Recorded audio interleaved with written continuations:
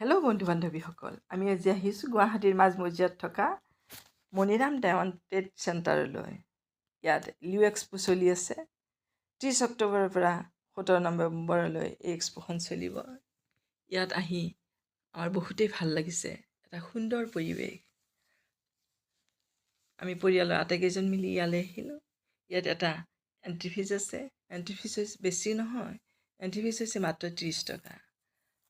আমি সেই 30 টকা দি আটাইকেইজনে সোমাই গ'লোঁ আৰু ইয়াত বিভিন্ন ধৰণৰ আন্তৰ্জাতিক খ্যাতিসম্পন্ন বহুতো বিপণী আহিছে।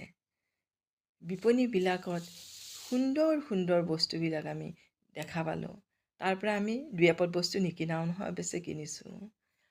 আপুনি ঘৰ সজোৱাৰ পৰা আৰম্ভ কৰি সোফা ছেট, কাৰ্পেট, বিভিন্ন ধৰণৰ খেলৰ সামগ্ৰী, কাপোৰ, খোৱা খাদ্য আৰু যে কত কি লাইটৰ ডেক'ৰেট লাইটবিলাকো আছে। মুঠতে নোহোৱা বস্তু নাই বুলি ক'লেও ভুল নহয়। সকলো বস্তু একে ঠাইতে পোৱা যায়। সেয়েহে এই এক্সপোখনত গৈ আমাৰ সঁচাকৈ বহুত ভাল লাগিছে। যদি আপোনালোকৰ মন যায় এই এক্সপোখন এবাৰ চাই আহিব পাৰে, বহুত ভাল লাগিব। কাৰণ এইটো বাহিৰৰ দেশৰ